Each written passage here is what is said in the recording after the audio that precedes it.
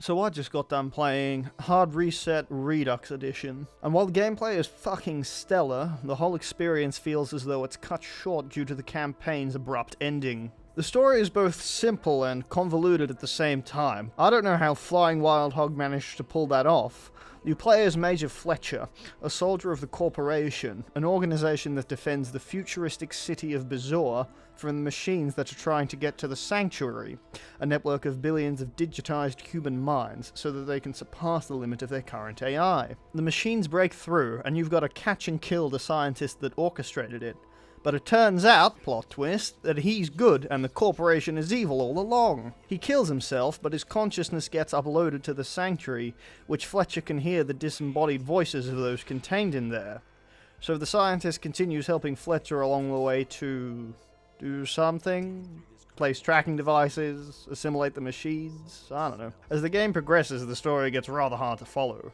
But fortunately, the story takes a back seat and only serves as a way to fill the loading screens in between the levels. The gameplay, on the other hand, is a whole different kettle of fish.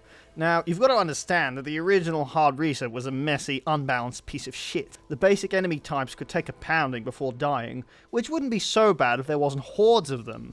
The sprint was limited and there was no dash move, which made trying to sidestep these charging guys an absolute fucking nightmare. Ever since the Redux version came out, there's no longer a reason to own the original game.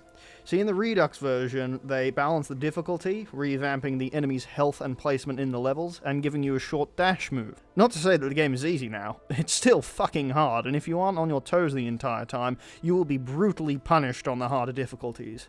However, everything just gels together so much better in the Redux version. Throughout the game, you'll come across these upgrade terminals that you'll use to upgrade your two ranged weapons, the CLN firearm and the NRG weapon. The CLN firearm starts off as an assault rifle, but can be upgraded with a shotgun, proximity mines, a grenade launcher, a rocket launcher, each of these upgrades also having a secondary fire module. The NRG weapon starts as a plasma rifle, but can be augmented with a Tesla coil, railgun, electric mortar, and the smart gun, which locks onto enemies with projectiles that tunnel through walls, again with secondary fire modes. You can also upgrade your combat gear, however these aren't as useful as the weapon upgrades. To finance these upgrades, you'll need nano. This is acquired from killing enemies and also finding canisters scattered and hidden throughout the levels. You'll also get a katana to play with, however this isn't all that useful. Since you're never strapped for ammo, it regens up to a minimum amount, but it's still useful against the cyborg zombies.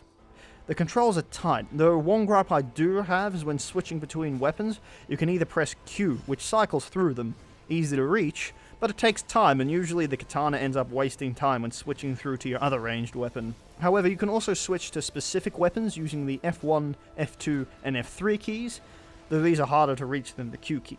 There's a wide variety of enemies, and each weapon has its uses against different enemy types. When various enemies come at you in droves, it's important to prioritize what to target. If I could compare it with any other game, it'd have to be Serious Sam or Flying Wild Hog's other game, the 2013 reboot of Shadow Warrior, which also uses the Roadhog engine. Armed with your preferred arsenal at your disposal, gunning through hordes of mechanical menaces, the game's slick soundtrack blasting in the background, you'll charge through the story mode, killing each of the bosses, and before you know it, it's over. The campaign is only about 3 to 5 hours long, depending on how thorough you are. The game does have some replay value through the X mode, where you can do it all over again, but keeping the upgrades you've acquired through your first playthrough. Or survival mode, where you'll face wave after wave of enemies until you drop. This is loads of fun, however once you've played all the maps there isn't much to do after that.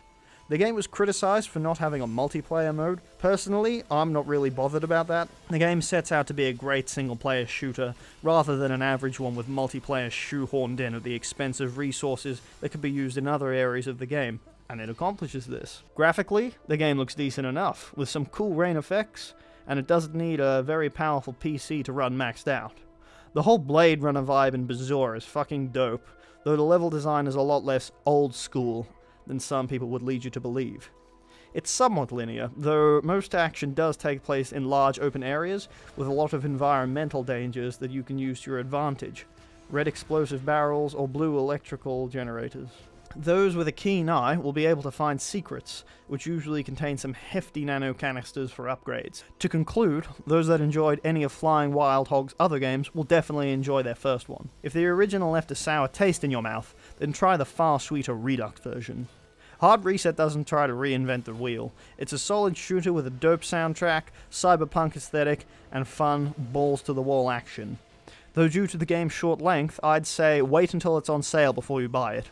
Fortunately, most of Flying Wild Hog's games frequently go on sale. If you've got a spare afternoon, there are a few better ways to kill your time than a playthrough of Hard Reset. Your thoughts? Did the Redux version not convince you after playing the original release? Did you play this and think that it's worth the full price?